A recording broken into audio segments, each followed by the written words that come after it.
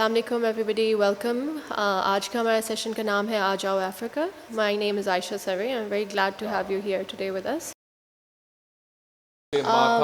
Before we start, I wanted to play a video called आ जाओ Africa. ये फैज़ साहब का एक कोरस पोएम थी जो उन्होंने लिखी थी अफ्रीका के बारे में. ये उन्होंने 1955 में लिखी थी Montgomery जेल से, and this was a rallying cry for the anti-colonial forces in Africa. So इसकी जो style of expression है ये बहुत different है from what he usually has in his poetry. और उन्होंने एलिस को एक लेटर में ये पोएम लिख के बारे में ये कहा था कि इसका स्टाइल इतना अनकन्वेंशनल है कि आई एम श्योर कि जो पोएट्स जो बड़े बड़े पोएट्स हैं वो काफ़ी नाराज़ होंगे इसकी स्टाइल पे. But I don't care. So it was so important for him that he expressed this poem in exactly this sense of expression. So I'd like to request that the video Aa Jao Africa by Faiz is played now. Aa Jao Africa. Aa Jao. Aa Jao. मैंने सुन ली तेरे ढोल की तरंग.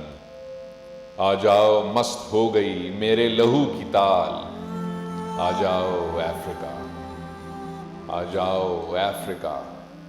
आ जाओ Africa. आ जाओ मैंने धूल से माथा उठा लिया. आ जाओ मैंने छील दी आंखों से गम की छाल. आ जाओ मैंने दर्द से बाजू छुड़ा लिया. आ जाओ मैंने नोच दिया बेकसी का जाल. आ जाओ अफ्रीका. पंजे में हथकड़ी की कड़ी बन गई है गुर्ज. गर्दन का तौक तोड़ के ढाली है मैंने ढाल. आ जाओ अफ्रीका. जलते हैं हर कछार में भालों के मर्ग नैन. दुश्मन लहू से रात की कालक हुई है लाल. आ जाओ अफ्रीका. धरती धड़क रही है मेरे साथ अफ्रीका. दरिया थिरक रहा है तो बन दे रहा है ताल. मैं अफ्रीका हूँ धार लिया मैंने तेरा रूप. मैं तू हूँ मेरी चाल है तेरी बब्बर की चाल. आ जाओ अफ्रीका. आओ बब्बर की चाल. आ जाओ Africa.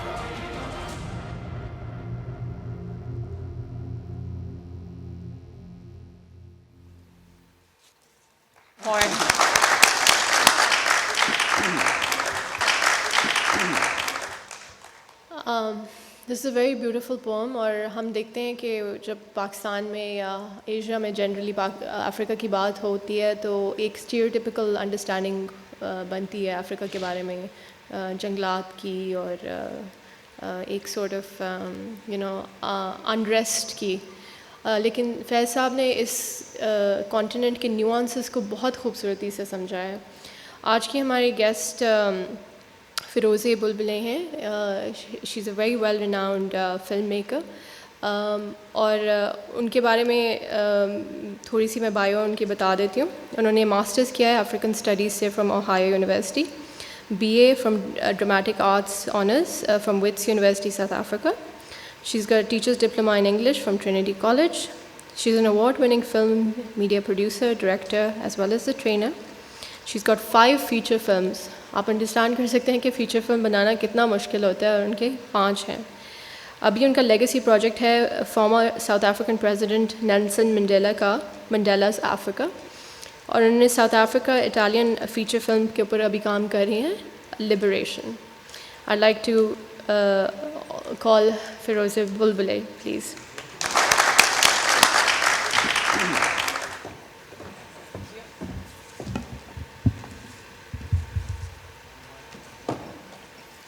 Thank you so much for being here at the Faiz Festival today. It's an honor for us, for you to have traveled all the way from Johannesburg for this session. It's very clear from your work that you have a very keen sense of social justice. Can you tell me when it started? How young were you? Was it a particular day? Was it something you read? Was it something that was just intrinsically born with you, that you traveled with? When was that exact moment that you realized, this is the journey I need to take?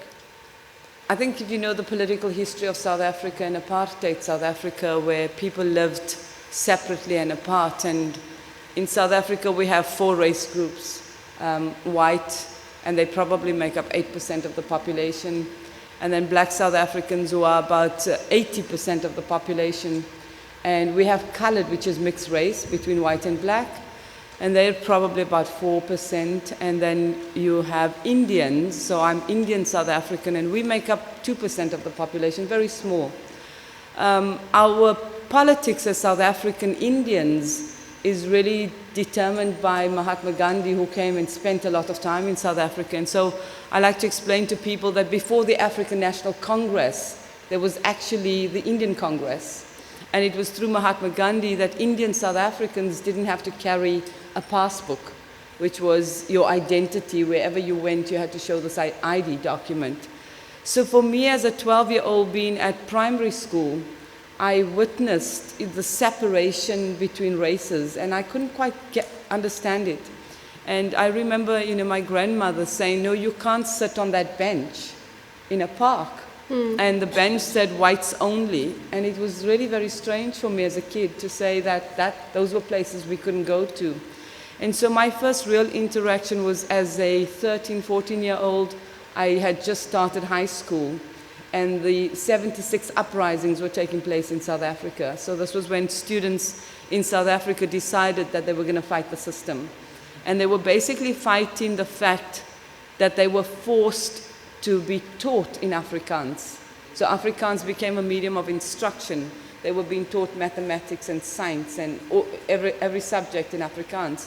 And they said, "It's enough now, we don't want to do this anymore." And so they took to the streets. And so for me, I started to read different books, particularly books that at the time was banned in South Africa. So Frantz Fanon was very important to me, White Skins, Black Masks.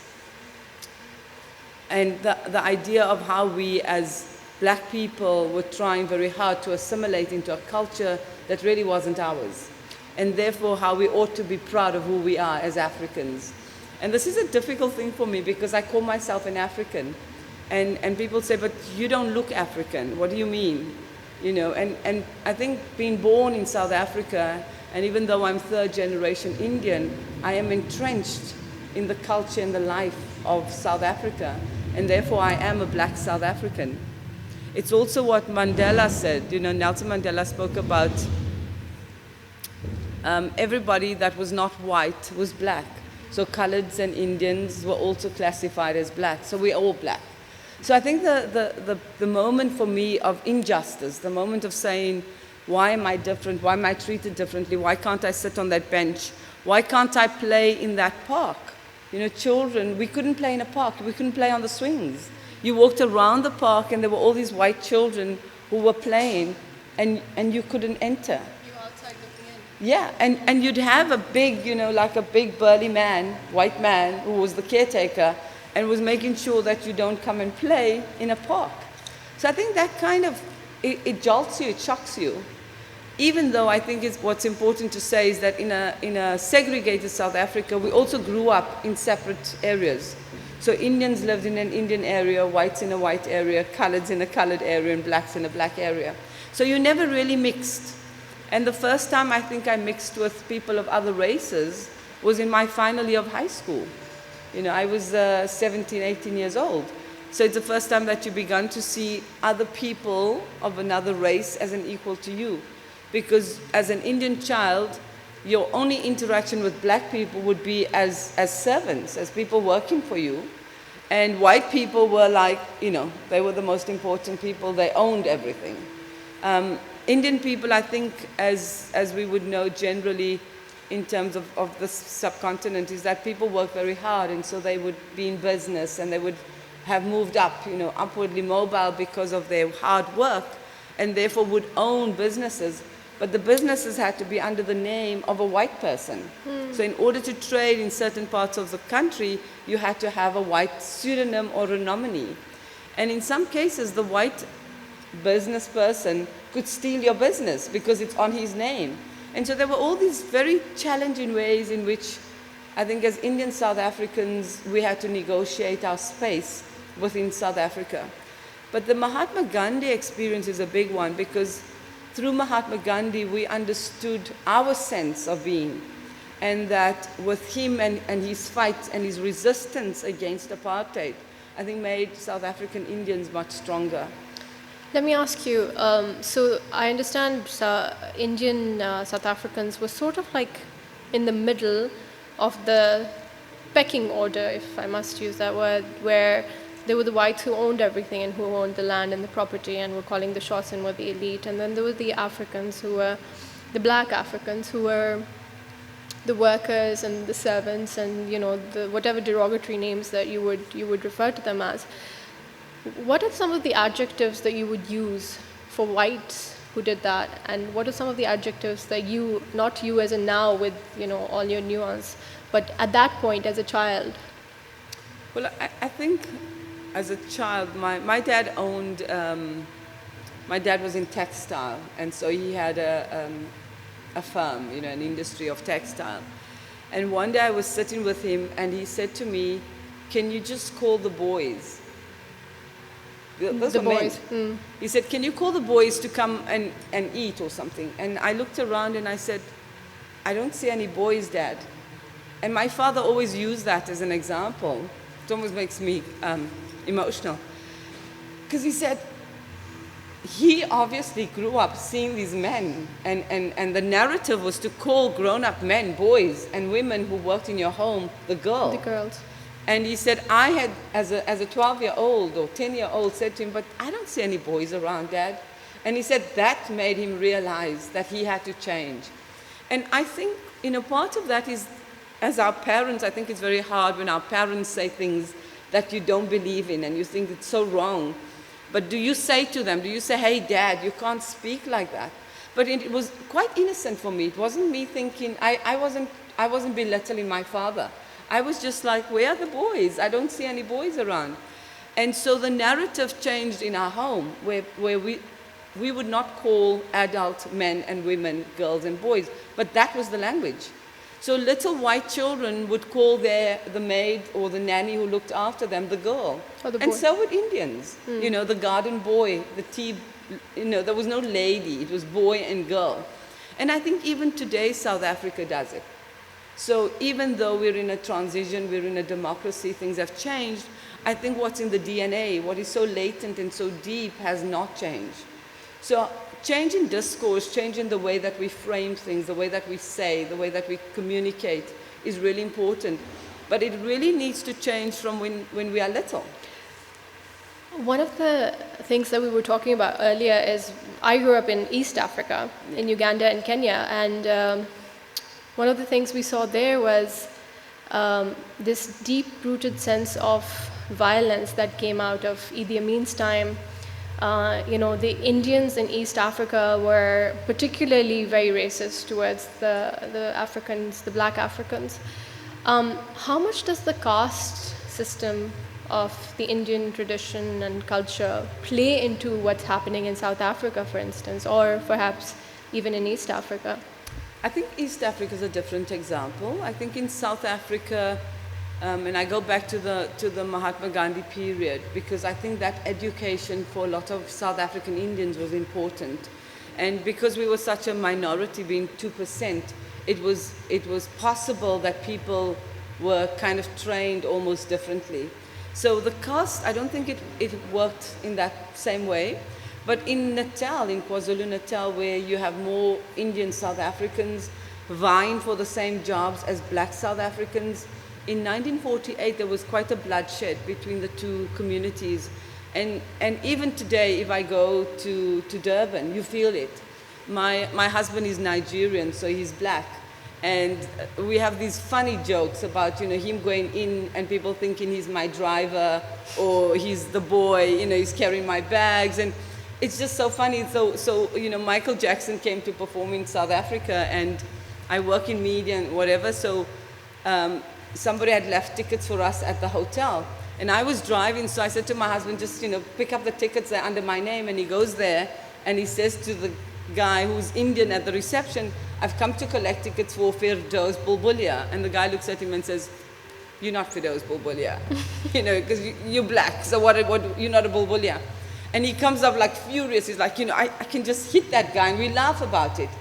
Because I think that is so deep, so between, and we see particularly in Durban. So, even if we go to a restaurant and we're sitting together, just the attitude between the people who are serving us is so strange. So for me, it's been an interesting journey because being Indian, and I don't look Indian, so they assume immediately that I'm white. And then they see this black man next to me. So there's already in their minds a way in which they will behave with us. Firdoze, do you feel exhausted sometimes from all the identities that you're carrying and all the identities that you see people projecting on yourself and perhaps even your husband? Is there a time where you feel, like you heave? I think there are times when I feel angry. There was a time we were in Cape Town at a supermarket, and my husband had walked in, and there was this little, probably a 4-year-old white boy who said to my husband, "I'm watching you." And that was like, in case you want to steal, I'm watching you. And this was probably 10 years ago. So we were already in a new South Africa. And my husband laughs. He was born in Nigeria and grew up in the UK. So he's very affirmed. And so when I'm ready to get really angry, he just laughs. And he says, "Why does it bother you? It's their baggage, it's their problem. You shouldn't carry it."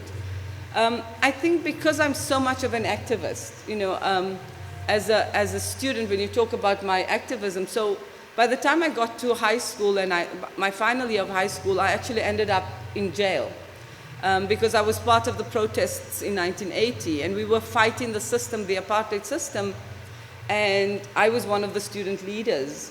So what we call the special branch came to my door at 4 a.m., and that's usually what they would do. They'd come at 4 o'clock in the morning when you're all confused, they bang on the door, and they were looking for me. And we're a family of 9 children. So I'm the 3rd eldest, and my dad opened the door, and he was like, the police had come looking for Firdoze Bulbulia, and he's trying to say, "I don't live there." And he wants to point up the road, but up the road, my cousin, whose name is Firdoze, lives there, and he thinks, oops, he can't say there because, they could confuse us. Anyway, the police come in, they bang everything, they rampage everything. How old are you at this time? I'm about 17, 18, so it's final year of high school. And they rummage through all my things, and they pick me up at 4 a.m. and drive me all the way to Soweto. And if you know South African history, you know Soweto is one of the most important townships. And that's where they were rounding up all the student leaders. And then took me to what was then called John Vorster Square, which was the police station. And if you know the South African history, there was a teacher called Ahmed Timor, who was killed in detention. And he was thrown down 10 floors from John Vorster. So for me, as a young student, female, going into John Vorster, my entire family thinking, there's a history, there's a legacy. People were really terrified, and so were we. We were student activists, and we knew we wanted to change the system. But we also knew that it was dangerous. And we were beaten up, and we were, it was a difficult period. But it was something that I endured, and I think it's something that's made me stronger. So when you say, am I tired? I don't think I'm fatigued. I think a lot of the work that I do since has always dealt with a political nuance. So I do theater, I do film, I do media training, I travel around the world every 2 weeks out of a month. I'm in another country doing this or training or showing films, because I think it's important that we get the message out there, and that you need to have people who really feel the message. And having lived the message, I think that's what I'm doing, is continuously living the message. I have so much to ask you, but would you like to give our audience an example of your work? Can we show that clip now? So what I'm going to show you is Cry of Love. And this came out of a series of work that we did for UNICEF. In 2000, UNICEF did a thing called Violence Against Children, and basically asked us as a company to travel to about 5 African countries to document violence against children. So we had violence in the home. So in Madagascar, it was basically Child servants, perhaps? the child who worked for the, well, you know, it was his brother, the older brother was married, and he had to take care of his younger brother. And the wife who had her own children was not happy that this little kid, who was her brother's little brother, that she had to take care of. So she basically tied him almost like an animal around the corner of the house and fed him, you know, it was really sad. So he was a 12-year-old who looked like he was 6. He was so malnourished. So that was in Madagascar. In Ethiopia, we did what they call marriage by abduction, where the boy in the one village likes the girl in the other village, and he can just steal her. He steals her, he takes her to his village, he circumcises her, marries her, and then, you know, she's his. And then in Uganda, and you've lived in Uganda, was the whole thing with child soldiers, with Kony. So we took all of these very difficult topics and we placed it in a film as an edutainment, so that we could, through entertaining, we could talk about very difficult issues. So if we can show the clip, you'll see that the young people are not actors, the older generation are, but really the fuse between them, and it's done in a real fun way.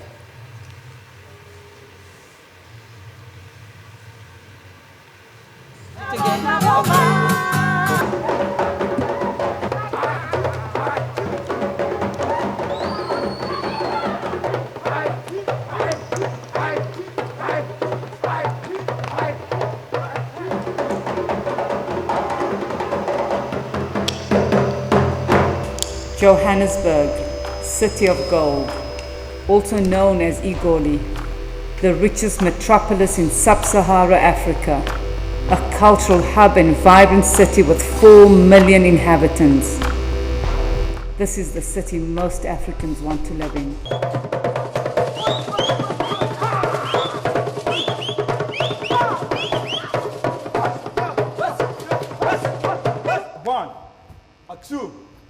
One, two, three, 4. You have talent. Ubuntu. This is what we should be preaching. Say what you want to say. Be who you want to be. Do what you want to do. Everyone here is talking about Ubuntu. And yet I don't see these BEE types going back to the townships and giving back to the places that they come from. Say what you want to. I'm the king of this place. Hold rightful hand. No one will come in here, not even the Messiah, and take the young kids off the streets and mess up my business infrastructure. No one. Who will you be now? Kana uchema ndinonzwa moyo wangu kurazeba. Kana uchema ndinonzwa moyo wangu kurazeba. Welcome, my children. It has always been my dream to have an African sanctuary. Sanctuary? Where all these children could come from different countries and no one will ever judge them. They come with talent. You know, arts and culture is the ultimate. They could sing, they could dance, they could play instruments, no one will ever judge them. They'll all come together as African children. He taught me how to watch and play. You rich people, all the same. It's not like you poor people are any better. I should have known better than to come here with you. Then go back to Uganda. Fine, Go. I'm leaving. Watch and play. Word is out that you've started a school and Shame, man, you're feeling out of place, I'm sure. Free your mind and express yourselves. This is what this school is all about. Free your mind and express yourself. Free your mind and the rest will follow.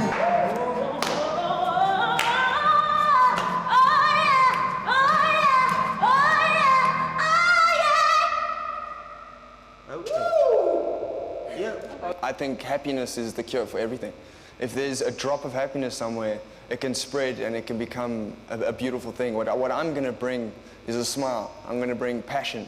I'm going to bring happiness. I surround myself with that, and I give off and I feed off of it. It is my life source in life. For my soul, happiness is the sole sustenance to my existence. And darling, darling, stand by me. Oh, stand by me. Just as long as you stand by me.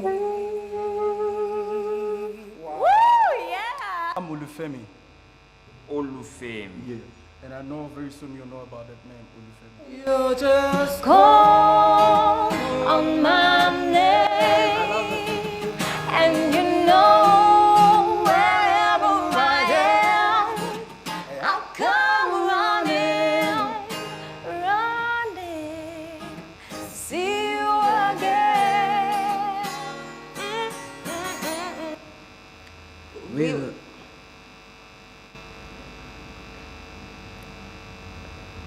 We would like to tell you our story. We are former child soldiers. I've been in pain so long now.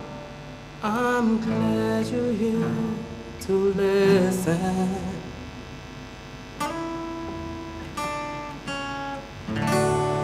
I've cried so many nights, but I've never felt some love from a mama. Mother, oh mama, please dry my tears. Mother, oh mama, please dry my tears. Mama, oh mama, please hold me tight. Mother, Gonna be alright, it's gonna be okay. Just look right over your shoulder, I'll be there. There's a reason you made it this far. I'm so proud of who you are. Now let the world see what is hidden in your heart. You can do this.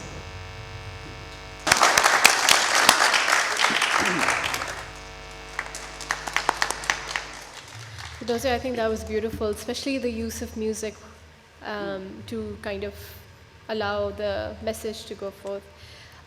Given that this is the Faiz Festival, I want to draw Faiz Saab in your work, you've felt that there have been a lot of parallels between Faiz Ahmed Faiz and Nelson Mandela, and you're making a feature film on Nelson Mandela at the moment.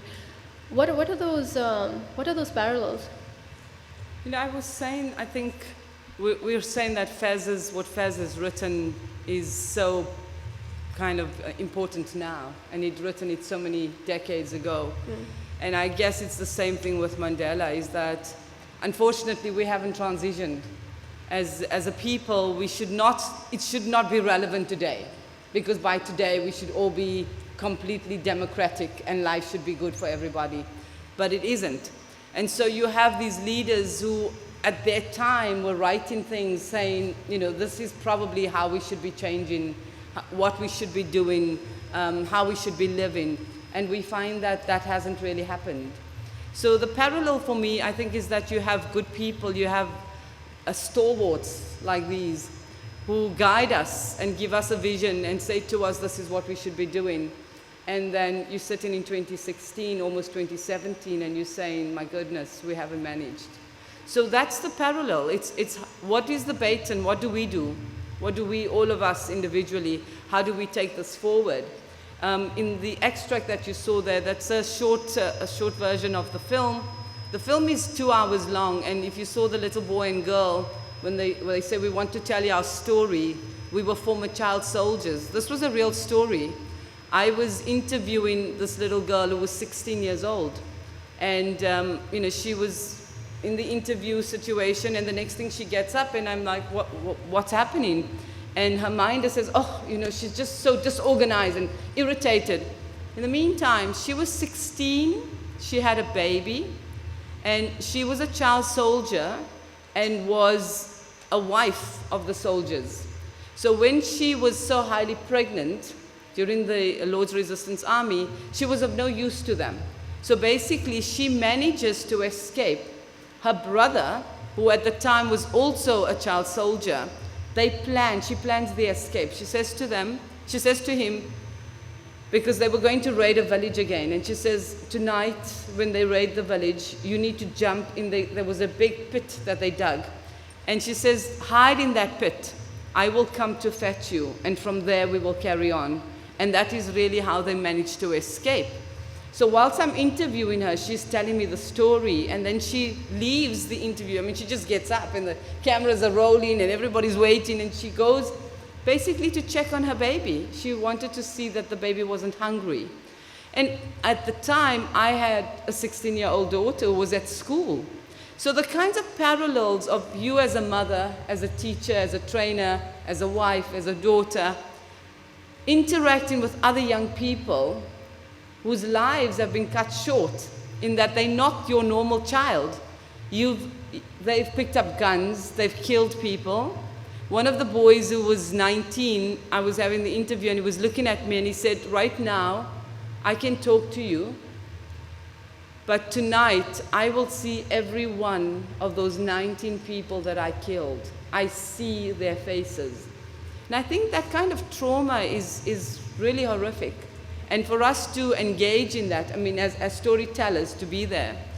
Another example would be the HIV/AIDS series. You know, we filmed in about 10 African countries, and you engage with the subject long before you get there, because you prepare in months in advance. And then as we got there to one of the places, the lady who had decided to talk to us had died. And we discovered that she was poisoned by her family because they didn't want her to tell the story. So as a storyteller, do you take that, do you carry that, you know, what do you do with that?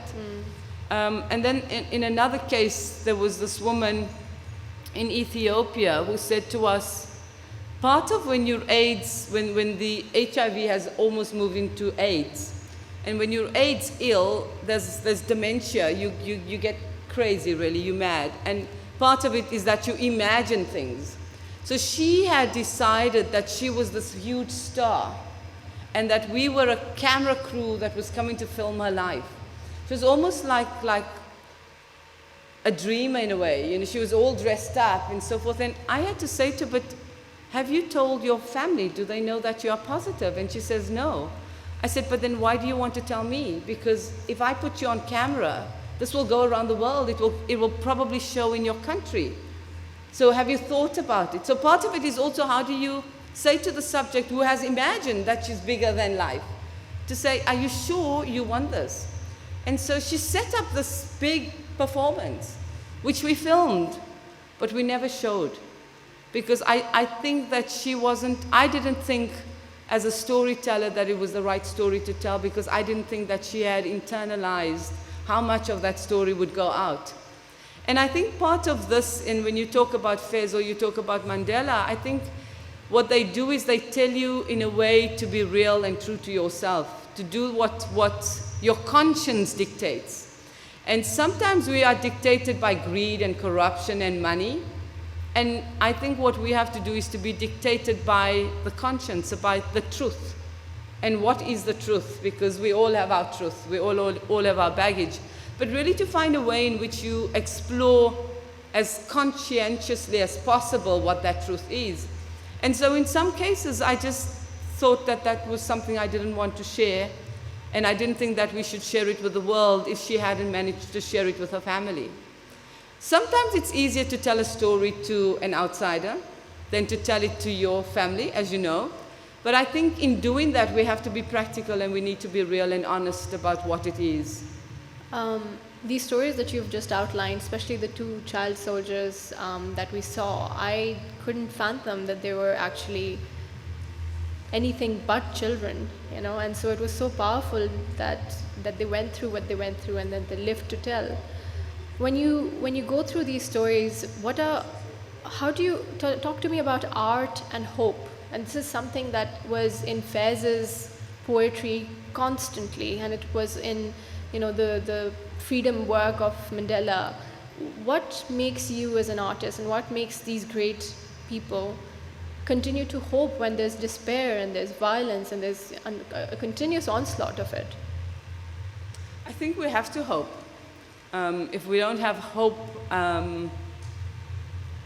this morning the lady Safina who fetches me had witnessed a car accident. A guy on a motorbike and a Prada, you know, and the guy who knocked this man just continued driving. And she came really frazzled and shaken. And she said, you know, that's what happens in these places. And you wonder, without me, you know, referring to what these places are, because these places are our places. They are places of despair, and they are places of struggle, and they are places of fear. But they are places of hope. Because somebody did come, the police came, and the ambulance was there, and there were people who came around and they carried him and they took him, you know, and that is the hope. Because otherwise we're all going to sit in a corner somewhere and say nothing's going to happen. But we, as the storytellers, as the creatives, we have to have hope. We have to look in the darkest corners of where there is despair, of me sitting in prison and thinking, how do I get out of here? What am I going to do? I've left my family behind, my mother, my dad. You know, so your thinking is about the people outside, and you know that they depend on you to be strong and to feel better and to move on. It's also taking the stories of the girl child, of these child soldiers, of the little girl who has had a baby, of the girl who is married through abduction. You know, I listened to her, and in the Ethiopian struggle, you know, Ethiopians are very strong, very fast runners. I don't know if you've seen that globally, right? They run really well. So this girl had thought that her brother lived in Chicago, and we filmed with her in Ethiopia. She thought that she would be a runner. That was her dream. Her hope was to run internationally. Unfortunately, in the tradition of marriage by abduction, the boy in the village, one village, liked her, so he was from another village. So he chases her. He wants to catch her, and he wants to marry her. And this is what UNICEF calls harmful traditional practices, because it's a practice that is allowed in those communities. But she's so fast that it takes him 3 days with all his friends to chase her. Eventually they do catch her. They capture her. And her uncle, who is the sheriff of her town, hears her crying, but he can't stop it, because if he stops it, he would be ostracized, because it's a cultural practice that's allowed. So he hears her crying, and she's been dragged across to the other village. And when she gets there, she is immediately, as I said to you, circumcised, married, and this is her husband. And she dreams every day of her escape. And she manages to escape.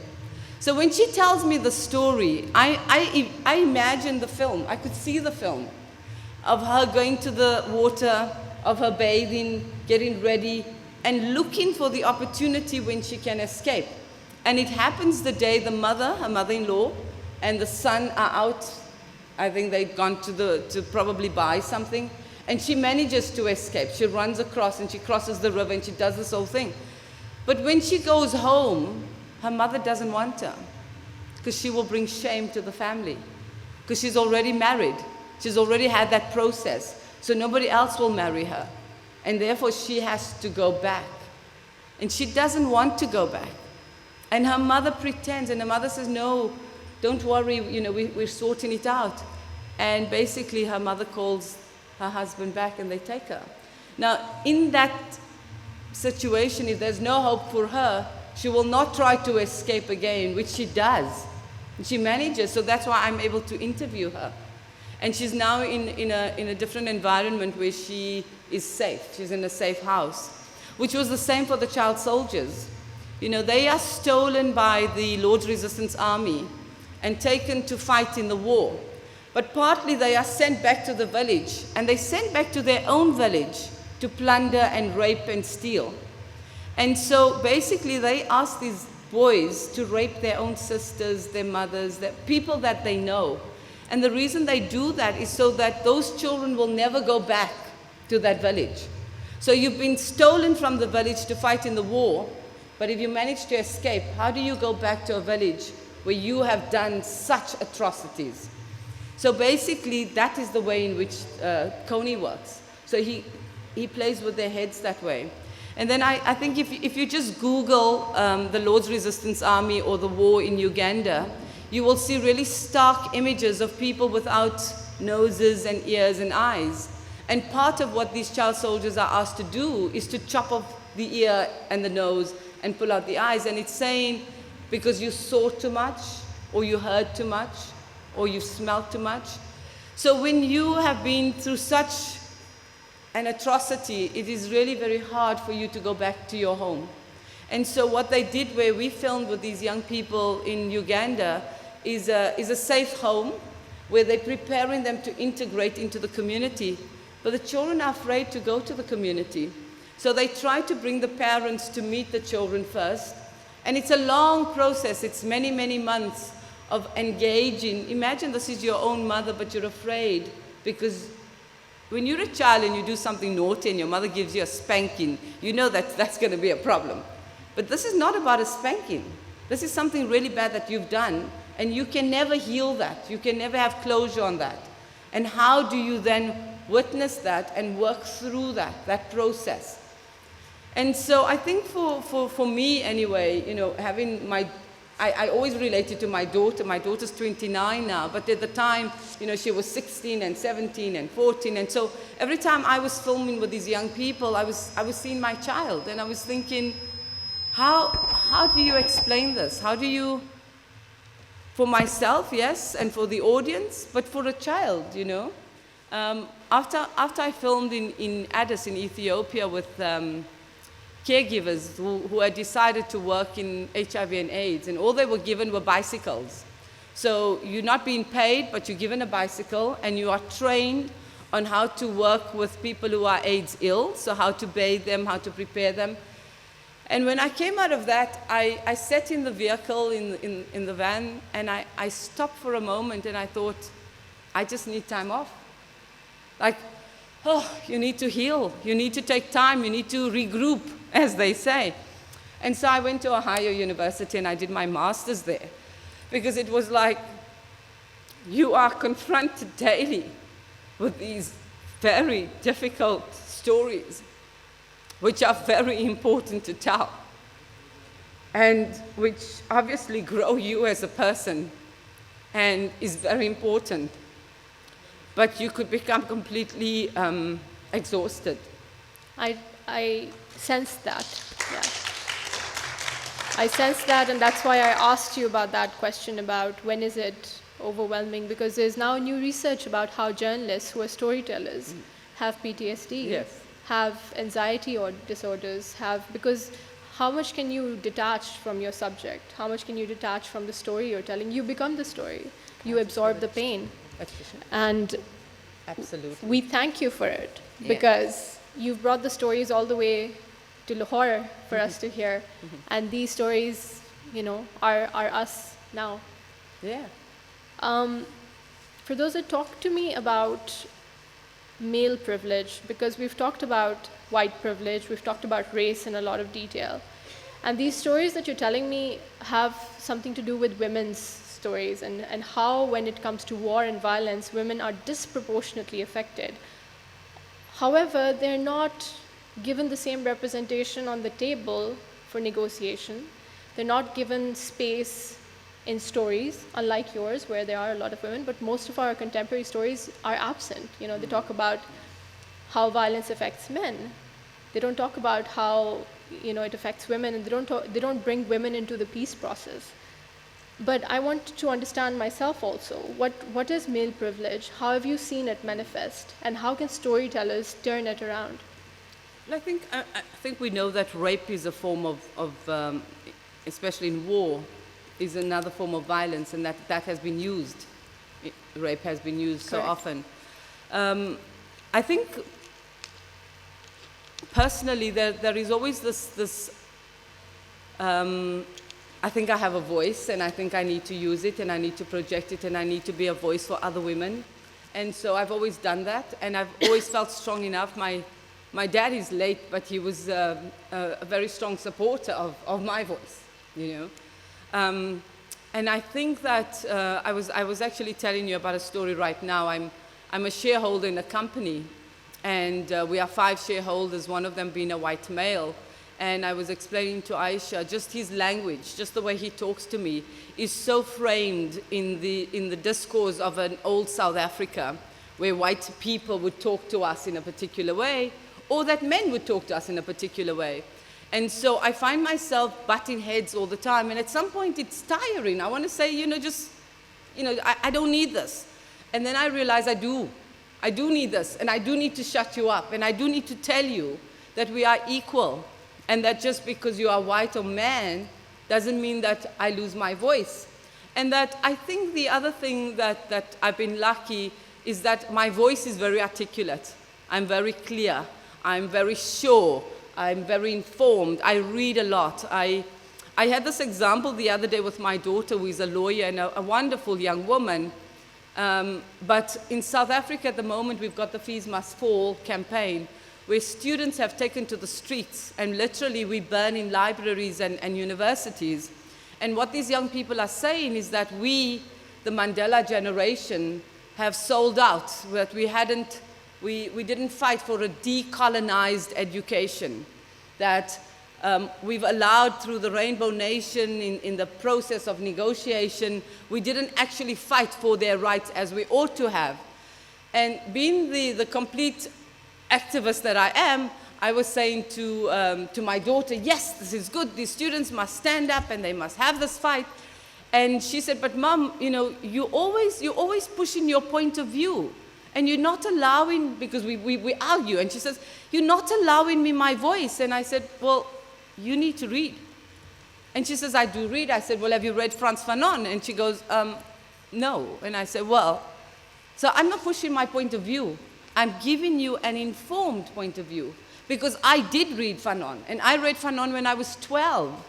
So because your struggle, her struggle is not my struggle, thank goodness for that, that it's a new South Africa and things are better. Our struggle was so entrenched and so deep and so hard won, but we had to learn, we had to study, we had to read, we had to know what we are doing. And when I look at all these wonderful young people around us who are so overtaken by this piece of machinery, it's really scary, because you have to be more than this. You have to be more than the like on your Facebook and the tweet, of I don't know how many characters. You have to be deeper. You have to be more informed, and you need to read. And I think that if that is the message, which I think Faiz would have said, and Mandela would say, and other leaders would say, is really prepare yourself for battle. And the best way to prepare, for me as a storyteller, to prepare myself, is to research and research and research. When you say to young people when we do training, what's the most important process of storytelling? Research. The second most important, research. The third most important, research. Because once you have the full research, you can write, you can perform, you can draw, you can do whatever you have to do. But you've done the back work, which is really, really hard, and that's what you have to do. And then I think is that when you're in the space, is really to be humble and to connect. And the best way is to try to connect with the people who are in your audience, in your space, in them understanding who you are, and you knowing who they are. Because sometimes, when we have a microphone, we don't want to hand it over to somebody else because it's my time. I tend to like to know who I'm talking to and to share that space. So I'm sorry, because we wanted this to be quite interactive, and I don't know if there were questions from people. We'll take a few questions at the end. Okay. I just want you to end with one scenario. I want you to tell us what the most ideal situation would look like, because you're a storyteller, you help us visualize. What would the ideal world look like? Wow. The ideal world in a physical world, or what would you mean? I think the ideal world would be where we are, where I don't think we can all ever be equal, whatever that means. But I think the ideal world is a place of respect. I don't like the word tolerant. I don't think I need to tolerate you. I think I need to respect you.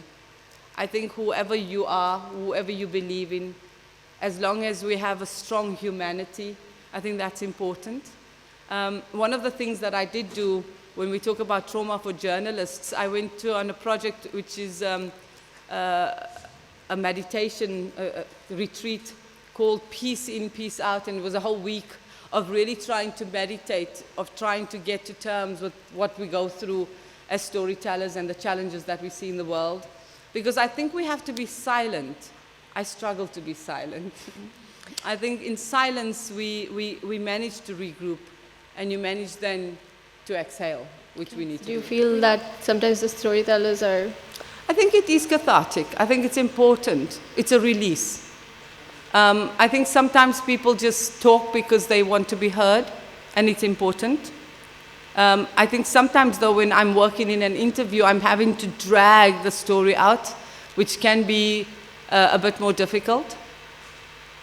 Okay, next question here.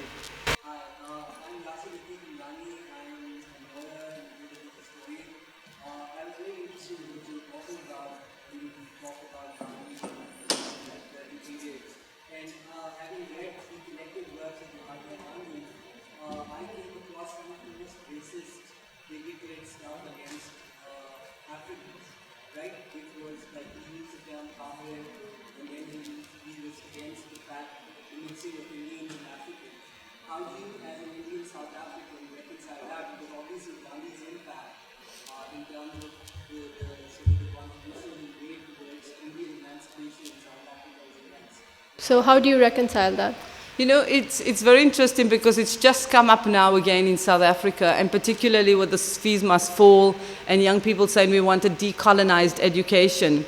And Mahatma Gandhi, as you know, is an icon globally, not only in South Africa. So that language has come through. And I think somebody put it on Facebook the other day, a black South African woman, and she said, I'll just park this here for a while.